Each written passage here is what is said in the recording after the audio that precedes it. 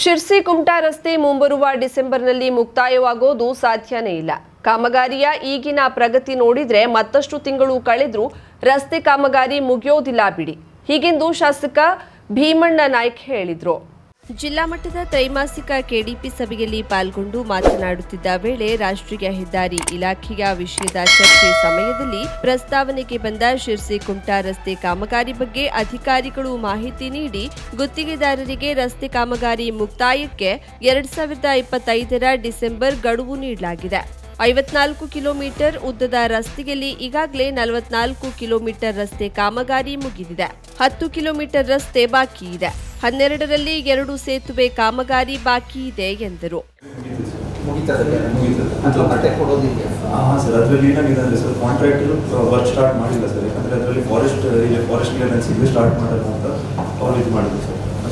Stage 1 ಎಲ್ಲ ಸಿಕ್ಕಿ working permission ಬಂದು 17 ಮೇ 2025 ವರ್ಕಿಂಗ್ ಪರ್ಮಿಷನ್. ಇದು ಕಾಂಟ್ರಾಕ್ಟ್ಗೆ ನಾವು ಸ್ಟಾರ್ಟ್ ಮಾಡಲಿಕ್ಕೆ ಹೇಳಿದ್ವಿ ಸರ್. ಆದರೆ ಅವರು ಫಾರೆಸ್ಟ್ ಎಲ್ಲ ಬಂತು ಸರ್, ಕ್ಲಿಯರ್ ಬಂತು. ಸೊ ಈಗ ಸ್ಟಾರ್ಟ್ ಮಾಡಬೇಕಾದ್ರೆ ಈಗ ಕಾಂಟ್ರಾಕ್ಟ್ ಈಗ ಮೊಬಿಲೈಸ್ ಮಾಡಬೇಕು ಸರ್. ಪುನಃ ಒಂದೆಲ್ಲ ಮಿಷನರಿ ಎಲ್ಲ ಡಿಮೊಬಿಲೈಸ್ ಮಾಡಿದ್ದೆ ಸರ್, ವರ್ಕ್ ಆಗಲ್ಲ ಅಂತ. ಬಟ್ ಈಗ ನಾವು ಈಗ ಹೆಡ್ ಕ್ವಾರ್ಟರಲ್ಲಿ ಸೆಟಲ್ಮೆಂಟ್ ಅಗ್ರಿಮೆಂಟ್ ಇನ್ನೊಂದು ಅಗ್ರಿಮೆಂಟ್ ಮಾಡ್ತಿದ್ದಾರೆ ಸರ್ ನಮ್ಮ ಜೊತೆ. ಆಗ ಮಾತನಾಡಿದ ಜಿಲ್ಲಾ ಉಸ್ತುವಾರಿ ಸಚಿವ ಮಂಕಾಳ್ ವೈದ್ಯ, ಕಾಮಗಾರಿ ಅವಧಿ ವಿಸ್ತರಿಸಬೇಡಿ, ಗುತ್ತಿಗೆದಾರರನ್ನ ಕಪ್ಪು ಪಟ್ಟಿಗೆ ಸೇರಿಸಿ ಎಂದು ಹೇಳುತ್ತಲೇ ಇದ್ದೇನೆ. ಆದರೆ ಅವಧಿ ವಿಸ್ತರಿಸುತ್ತಲೇ ಇದ್ದಾರೆ. ಗುತ್ತಿಗೆದಾರರಿಗೆ ಹಣ ಬಿಡುಗಡೆ ಮಾಡುತ್ತಿಲ್ಲವೇ ಎಂದರು. ಆಯ್ತು, ಶಿರ್ಸಿ ಕುಮಟಾ ಎಷ್ಟು ಯಾವ ಮುಗಿದ್ದು ಎಗ್ರಿಮೆಂಟ್ 2023 ಅಲ್ಲಿ ಮುಗಿದ್ದು. ಈಗ ಯಾವುದು 2 ವರ್ಷ ಮುಗಿದ ಮೇಲೂ ಬ್ರಿಡ್ಜ್ ಮುಗಿಸ್ಲಿಕ್ಕಾಗಲಿಲ್ಲ, ರೋಡ್ ಮುಗಿಸ್ಲಿಕ್ಕಾಗಲಿಲ್ಲ ಅಂದರೆ ಅವ್ರು ಕಾಂಟ್ರಾಕ್ಟ್ದಾರ ಅವ್ರಿಗೆ ಮತ್ತೆ ಯಾಕೆ ನೀವು ಮತ್ತೆ ಪುನಃ ರಿನ್ಯೂವಲ್ ಕೊಡ್ರಿ? ಯಾಕೆ ಕೊಡ್ರಿ? ಕೊಡಬೇಡಿ ಅಂತ ಹೇಳಿದ್ನಲ್ಲ ಸರ್. ಎಕ್ಸ್ಟೆನ್ಷನ್ ಕೊಟ್ಟಿಲ್ಲ ಸರ್. ಇದು ಅವರಿಗೆ ಡಿಸೆಂಬರ್ವರೆಗೆ ವಿತ್ ಟಾರ್ಗೆಟ್ ಕೊಟ್ಟಿದ್ದಾರೆ ಸರ್. ಡಿಸೆಂಬರ್ 2025 ವರೆಗೆ ಕಂಪ್ಲೀಟ್ ಮಾಡಿ ಹ್ಯಾಂಡ್ ಓವರ್ ಮಾಡ್ತೀವಿ ಸರ್. ಡಿಸೆಂಬರ್ವರೆಗೆ ಕಂಪ್ಲೀಟ್. ಶಾಸಕ ಭೀಮಣ್ಣ ನಾಯ್ಕ ಮಾತನಾಡಿ, ಜಿಲ್ಲಾಧಿಕಾರಿಗಳು ಹೇಳಿದ್ರು ಎಂದು ನಾವು ಆಗ ರಸ್ತೆ ಬಂದ್ಗೆ ಸಹಮತಿಸಿದ್ದೆವು. ಆದರೆ ಕಾಮಗಾರಿ ಇನ್ನೂ ಮುಕ್ತಾಯವಾಗಿಲ್ಲವೆಂದು ಆಕ್ಷೇಪಿಸಿದ್ರು. ಆಗ ಮಾತನಾಡಿದ ರಾಷ್ಟ್ರೀಯ ಹೆದ್ದಾರಿ ಇಲಾಖೆಯ ಅಧಿಕಾರಿ, ಡಿಸೆಂಬರ್ನಲ್ಲಿ ಮುಕ್ತಾಯ ಮಾಡ್ತೇವೆ ಎಂದರು. ಇದಕ್ಕೆ ಆಕ್ಷೇಪಿಸಿದ ಶಾಸಕ ಭೀಮಣ್ಣ ನಾಯ್ಕ, ಜನ್ಮದಲ್ಲಿ ಸಾಧ್ಯವಿಲ್ಲ, ಡಿಸೆಂಬರ್ನಲ್ಲಿ ರಸ್ತೆ ಕಾಮಗಾರಿ ಮುಗಿಯೋದಿಲ್ಲ ಬಿಡಿ ಎಂದರು. 10 ಕಿಲೋಮೀಟರ್ ಪೆಂಡಿಂಗ್ ಇದೆ. ಆ 10 ಕಿಲೋಮೀಟರ್ ಮೇಜರ್ ಬ್ರಿಡ್ಜ್ ಲೊಕೇಶನ್ ಅಲ್ಲಿ pending sir. Bridge construction 12 bridges ಇದೆ. ಅದರಲ್ಲಿ 10 ಬ್ರಿಡ್ಜ್ ಈಗಾಗಲೇ ಕಂಪ್ಲೀಟ್ ಆಗಿದೆ ಸರ್. 2 ಬ್ರಿಡ್ಜಸ್ ಪೆಂಡಿಂಗ್ ಇದೆ. ಮತ್ತೆ ಲ್ಯಾಂಡ್ ಎಕ್ವಿಷನ್ ಇಶ್ಯೂಸ್ ಇತ್ತು ಸರ್. ಲಾಸ್ಟ್ ವೀಕ್ ಎಲ್ಲ ರಿಸಾಲ್ವ್ ಆಗಿದೆ. ಸೊ ನಾವೀಗ ಬೈ ಡಿಸೆಂಬರ್ 2025 ನಾವು ಕಂಪ್ಲೀಟ್ ಮಾಡ್ತೇವೆ.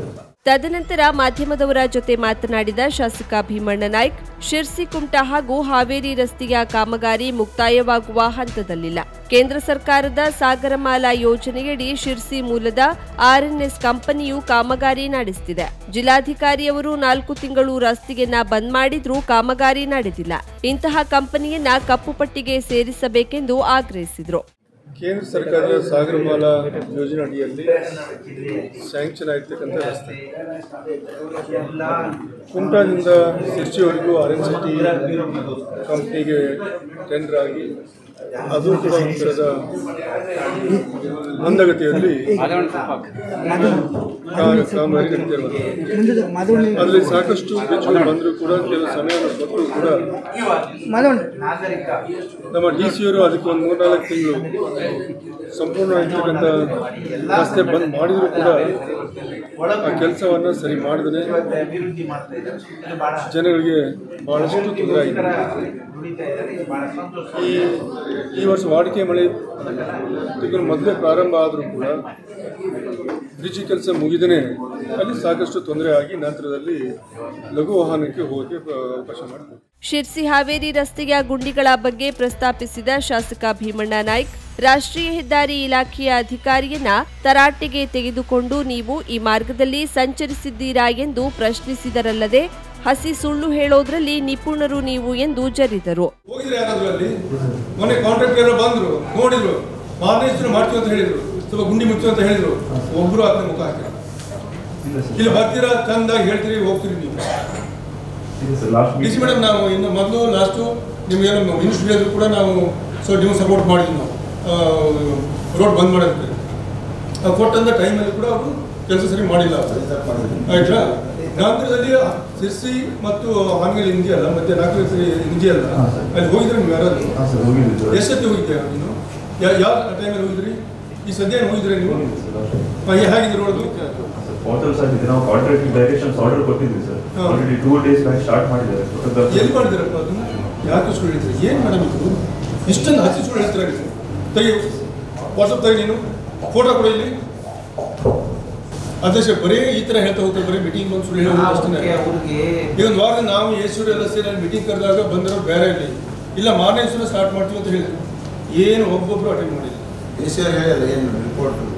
ಇತ್ತೀಚೆಗೆ ಶಿರ್ಸಿಯಲ್ಲಿ ನಡೆದ ಸಭೆಯಲ್ಲಿ ಪಾಲ್ಗೊಂಡ ಅಧಿಕಾರಿಯೋರ್ವರು ಇಲ್ಲಿಗೆ ಬಂದಿರುವ ಅಧಿಕಾರಿ ಮತ್ತೋರ್ವರು ಶಿರ್ಸಿ ಹಾವೇರಿ ರಸ್ತೆಯ ಗುಂಡಿಗಳಿಂದ ತುಂಬಿದ್ದು ಅಲ್ಲಿ ಸಂಚಾರ ಮಾಡೋದೇ ನರಕಯಾತನೆ, ಯಾಕೆ ಸುಮ್ಮನಿದ್ದೀರಿ ಎಂದು ಪ್ರಶ್ನಿಸಿದ್ರು.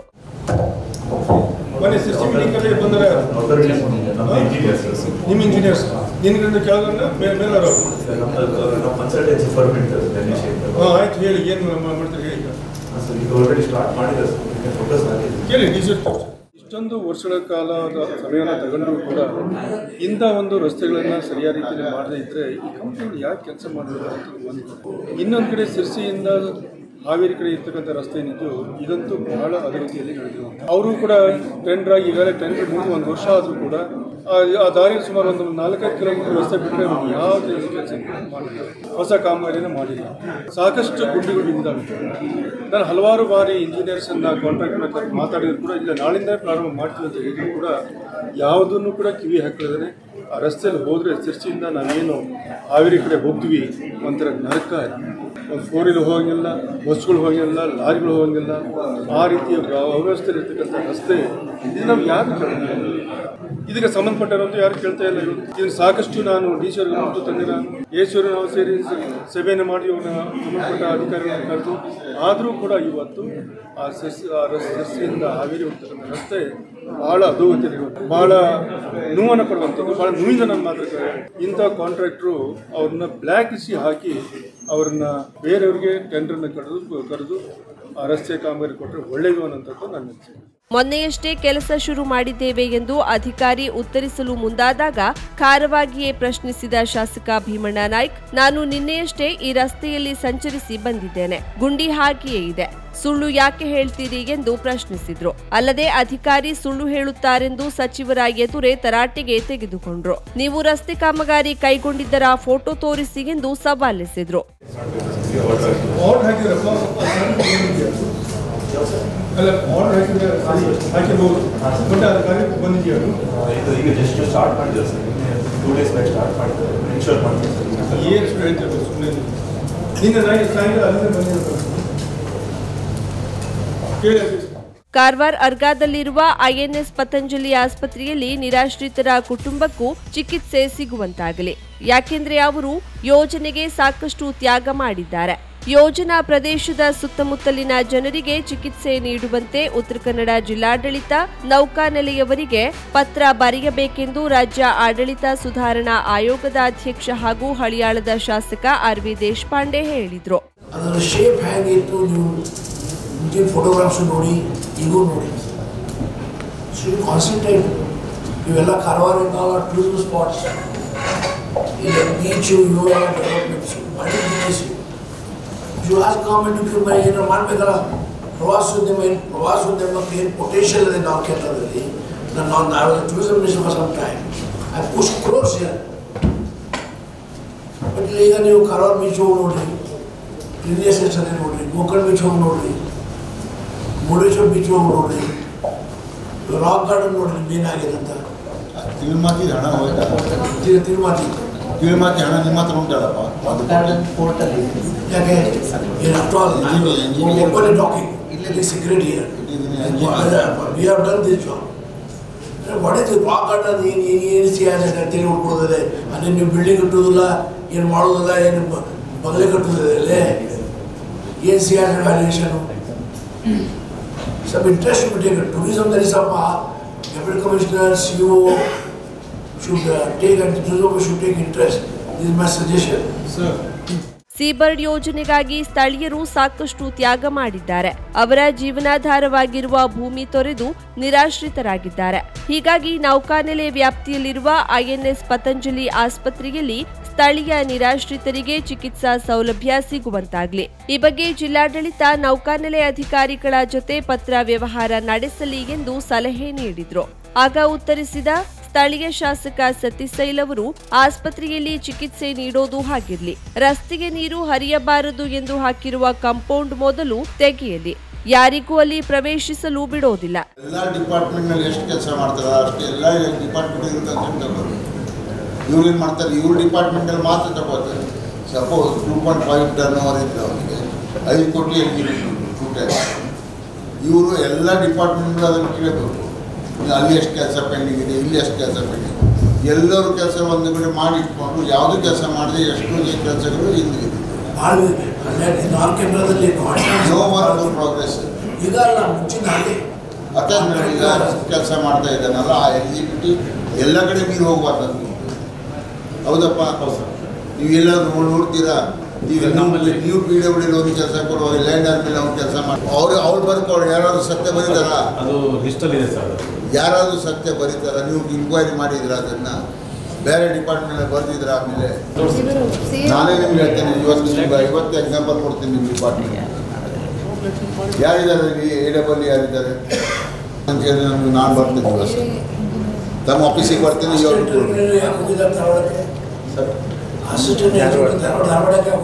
ಅದು ERC ಮೀಟಿಂಗ್ ಇದೆ ಸರ್. ಪರ್ಮಿಷನ್ ತಗೋಬೇಕು ಬೇಡ, ಹೋಗ್ಬೇಕಾದ್ರೆ it is deputy commissioner district minister permission apply ಮಾಡಬೇಕಾದ್ರೆ ರಿಕ್ವೆಸ್ಟ್ KPP ಪೋರ್ಟಲಲ್ಲಿ ನಾನು ತುಂಬುವಾಗ ನಾ ಎಲ್ಲ ಕೆಲಸ ತುಂಬುದಿಲ್ಲ, ಕೆಲಸ ಇಲ್ಲ ಅಲ್ಲಿ ತುಂಬುದಿಲ್ಲ. ಇಲ್ಲ ಸರ್, ಅವ್ರಿಗೆ ತಗೊಳ್ಳಲ್ಲ ಸರ್. ನಾವು KPP ಪೋರ್ಟಲ್ ಆನ್ಲೈನಲ್ಲಿ ತಗೊಂಡು ಎಷ್ಟು ಕೆಲಸ ಮಾಡ್ತಿದ್ದೀನಿ, ಆನ್ಗೋಯಿಂಗ್ ಎಷ್ಟು ಅಂತ ಮಾಹಿತಿ ತಗೊಳ್ತೀವಿ ಸರ್. PWD ಎಲ್ಲದು ನಿಮ್ಗೆ ಬರ್ತದ? ಎಲ್ಲ ಬರ್ತದೆ ಸರ್, KPP ಪೋರ್ಟಲ್ ಎಲ್ಲ ಬರ್ತದೆ ಸರ್. ಈ ಹಿಂದೆ ನಾವು ಮತ್ತು ಜಿಲ್ಲಾಧಿಕಾರಿ ಇಂಕಾಂಗ್ಲೋ ಜಮೀರ್ ಹೋದಾಗ ಮೂವರಿಗೆ ಊಟ ನೀಡಿ ಮತ್ತೊಬ್ಬರಿಗೆ ಖಾಲಿ ಇರಿಸಿದ್ದು ಗೊತ್ತಿಲ್ಲವೇ ಎಂದು ದೇಶಪಾಂಡೆ ಬಳಿ ತಮಾಷೆಯಲ್ಲೇ ಹೇಳಿದ್ರು. ನಾನೇ ಇದ್ದೆ, ನಾವೆಲ್ಲ ಮಾಡಿದ್ದೇವೆ, ನ್ಯಾಷನಲ್ ಇಂಟ್ರೆಸ್ಟ್ ಅಲ್ಲಿ ಮಾಡಿದ್ದೇವೆ, ಡೆಲ್ಲಿ ತನಕ ಹೋಗಿದ್ದೇವೆ. KC Pant was a minister. I was very young then, and I was shouting. He used to say, "Hey man, please stop." I saw the problems. ಇದೆಲ್ಲ ಮಾಡಿ ಇವತ್ತು ನಮ್ಮ ಜನರದೇ ಅನ್ಕೋದಿಲ್ಲ, ನಮ್ಮ ತಲೆ ಹುಡುಕೋದಿದೆ ಸರ್. ನಿಮ್ಗೆ ಒಂದು ಸರಿ ಗೊತ್ತಿರ್ತಲ್ಲ, ಇನ್ಕ್ಯಾಮ್ಲೋ ಜಮೀರ್ ಇದೆ, ನಮ್ಮನ್ನು ಊಟ ಎಕ್ಸ್ಟ್ರಾ ಕೊಟ್ಟಿಲ್ಲ ಅವರು, ನೀವೇ ಇದ್ರಿ. ಆಗ ಕೋಪಗೊಂಡ RVD, ನೌಕಾನೆಲೆ ಏನು ಅವರಪ್ಪನ ಆಸ್ತಿಯೇ, ಜನರು ತ್ಯಾಗ ಮಾಡಿ ಭೂಮಿ ಕೊಟ್ಟಿದ್ದಾರೆ. ಈ ಹಿಂದೆ ಯೋಜನೆ ಬರುವಾಗ ನಾನೇ ಮಂತ್ರಿಯಾಗಿದ್ದೆ, ಕೇಂದ್ರ ರಕ್ಷಣಾ ಸಚಿವ KC Pant ಸಹ ಬಂದಿದ್ದರು. ಜನರಿಗೆ ನೆರವಾಗುವುದರ ಬಗ್ಗೆ ಸುಮ್ಮನಿರಲಾಗದು, ಜಿಲ್ಲಾಡಳಿತ ಈ ಬಗ್ಗೆ ಪತ್ರ ಬರೆಯಲಿ ಎಂದು ಸೂಚಿಸಿದ್ರು.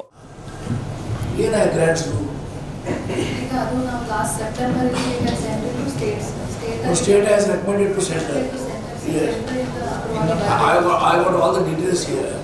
See, the new center is there. You go somewhere in the center, you write a letter to them, talk to them, or tell the district minister, revenue minister ಹತ್ರ ಮೀಟಿಂಗ್ ಮಾಡಿ ಸ್ವಲ್ಪ ಹಣ 22 ಕೋಟಿ ಕೊಟ್ಟಿದ್ದಾರೆ.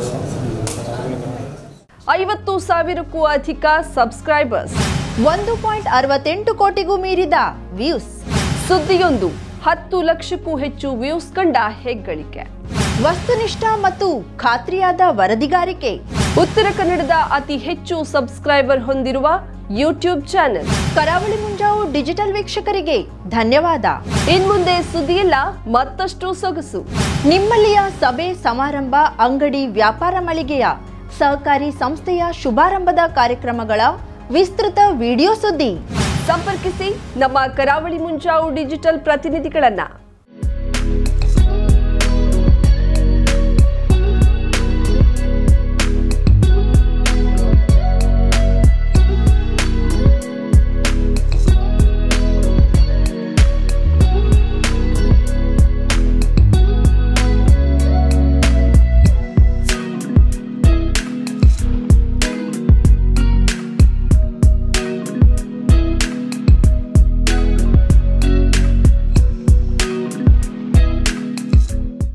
ಸಮಾರಂಭ ನಿಮ್ಮದು, ಸಂಭ್ರಮ ನಮ್ಮದು.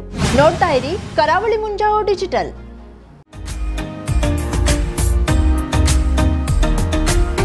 ಮಿಲನ್ ಎಂಟರ್ಪ್ರೈಸಸ್ ಬೃಹತ್ ಎಲೆಕ್ಟ್ರಾನಿಕ್ ಹಾಗೂ ಫರ್ನಿಚರ್ ಮಳಿಗೆ. ಉತ್ತರ ಕನ್ನಡ ಜಿಲ್ಲೆಯಲ್ಲೇ ಅತಿ ಹೆಚ್ಚು ಮಳಿಗೆಗಳನ್ನ ಹೊಂದಿರುವ, ಅತಿ ಹೆಚ್ಚು ಸಂತೃಪ್ತ ಗ್ರಾಹಕರನ್ನ ಹೊಂದಿರುವ ಮೂಲಕ ಹೆಗ್ಗಳಿಕೆಗೆ ಪಾತ್ರವಾಗಿರುವ ಏಕೈಕ ಸಂಸ್ಥೆ ಮಿಲನ್ ಎಂಟರ್ಪ್ರೈಸಸ್. ನಮ್ಮ ಮಳಿಗೆಗಳಲ್ಲಿ ಪ್ರಸಿದ್ಧ ಕಂಪನಿಗಳ electronic refrigerator, washing machine, LED TV, ಎಸಿಗಳು ಲಭ್ಯ. ಭಾರತದ ಕರಾವಳಿ ಹವಾಮಾನಕ್ಕೆ ಹೊಂದಿಕೊಳ್ಳುವ ನಂಬರ್ 1 ಬ್ರ್ಯಾಂಡ್ ಆದ ಗೋದ್ರೇಜ್ ಕಂಪನಿಯ ಕಪಾಟು, ಆಫೀಸ್ ಟೇಬಲ್, ಆಫೀಸ್ ಚೇರ್, ಬ್ಯಾಂಕ್ಗಳಿಗೆ ಹಾಗೂ ಚಿನ್ನದ ಅಂಗಡಿಗಳಿಗೆ ಬೇಕಾಗುವ ಸೇಫ್ ಲಾಕರ್ಗಳು ಅತಿ ಕಡಿಮೆ ಬೆಲೆಯಲ್ಲಿ ಲಭ್ಯವಿದೆ. Teak wood sofa set, wooden dining table ಹಾಗೂ ಗ್ರಾಹಕರಿಗೆ ಬೇಕಾಗುವ ಅಳತೆಯಲ್ಲಿ ನಿಮ್ಮ ಮನೆಗೆ ಹೊಂದಿಕೊಳ್ಳುವ ಹಾಗೆ ಫರ್ನಿಚರ್ ಗಳನ್ನ ಮಾಡಿಕೊಡಲಾಗುವುದು. ಕಸ್ಟಮೈಸ್ಡ್ ಕಿಚನ್, ವಾರ್ಡ್ರೋಬ್ ಗಳನ್ನ ಅತಿ ಹೆಚ್ಚು ವರ್ಷಗಳ ಕಾಲ ಬಾಳಿಕೆ ಬರುವ ಹಾಗೆ ವಾರಂಟಿಯೊಂದಿಗೆ ಮಾಡಿಕೊಡಲಾಗುವುದು. ನಮ್ಮಲ್ಲಿ ಡ್ಯೂರಾಫ್ಲೆಕ್ಸ್, ಗೋದ್ರೇಜ್ ಕಂಪನಿಯ memory foam mattress, orthopaedic mattress, spring ಮ್ಯಾಟ್ರೆಸ್ಗಳು ಕಡಿಮೆ ಬೆಲೆಯಲ್ಲಿ ಲಭ್ಯ. ವಿವಿಧ ಕಂಪನಿಗಳ ನವೀನ ಮಾದರಿಯ mixer, grinder, fan, cooker, tawa, flask, micro ಓವೆನ್ಗಳು ಲಭ್ಯವಿದೆ. 0% ಬಡ್ಡಿಯೊಂದಿಗೆ ಸ್ಥಳದಲ್ಲಿಯೇ ಬಜಾಜ್ ಫೈನಾನ್ಸ್ ನಿಂದ ಸಾಲ ಸೌಲಭ್ಯವಿದೆ. ಮಿಲನ್ ಎಂಟರ್ಪ್ರೈಸಸ್ ನಲ್ಲಿ ಖರೀದಿ ಮಾಡುವ ಗ್ರಾಹಕರಿಗೆ ಡಿಸ್ಕೌಂಟ್ ಮತ್ತು ಗಿಫ್ಟ್ ಜೊತೆಗೆ ಪ್ರತಿ 2,000 ರೂಪಾಯಿಗಳ ಖರೀದಿಗೆ ಒಂದು ಬಂಪರ್ ಲಕ್ಕಿ ಡ್ರಾ ಕೂಪನ್ ನೀಡಲಾಗುವುದು. ಈ ಲಕ್ಕಿ ಡ್ರಾನಲ್ಲಿ 7 ಲಕ್ಷದವರೆಗೆ ಬಹುಮಾನ ಗೆಲ್ಲುವ ಅವಕಾಶ ನಿಮ್ಮದಾಗಿರುತ್ತದೆ. ಲಕ್ಕಿ ಡ್ರಾದಲ್ಲಿ 1 ಕಾರ್, 2 ಬೈಕ್ ಮತ್ತು ರೆಫ್ರಿಜರೇಟರ್, ವಾಷಿಂಗ್ ಮಷೀನ್ ಸೇರಿದಂತೆ 30 ಲಕ್ಕಿ ಗ್ರಾಹಕರಿಗೆ ಬಹುಮಾನ ಗೆಲ್ಲುವ ಅವಕಾಶ. ಗ್ರಾಹಕರ ಸಂತೃಪ್ತಿಗೆ ನಮ್ಮ ಮೊದಲ ಆದ್ಯತೆ ಎನ್ನುವುದು ಮಿಲನ್ ಎಂಟರ್ಪ್ರೈಸಸ್ ನ ವಾಕ್ಯ. ಉತ್ತರ ಕನ್ನಡ ಜಿಲ್ಲೆಯ ನಮ್ಮ ಶೋರೂಮ್ಗಳಾದ old Mahalakshmi super market, Mulla stop ಹತ್ತಿರ, ಕಾಜುಬಾಗ್, ಕಾರವಾರ, ಅಗ್ರಿಕಲ್ಚರ್ ಆಫೀಸ್ ಎದುರುಗಡೆ, ಮಾಸ್ತಿಕಟ್ಟೆ ರೋಡ್, ಹೊನ್ನಾವರ, ಸೀಮಾ ಕಾಂಪ್ಲೆಕ್ಸ್ ಹತ್ತಿರ, Moni Basti main road, Bhatkal, Indian bank ಎದುರು, CP bazaar road, Sirsi, JS building, JN road, Dandeli, KS building, Motikeri road, Haliyal. ಇಲ್ಲಿಗೆ ತಪ್ಪದೇ ಭೇಟಿ ನೀಡಿ ಸಂತೃಪ್ತರಾಗಿ.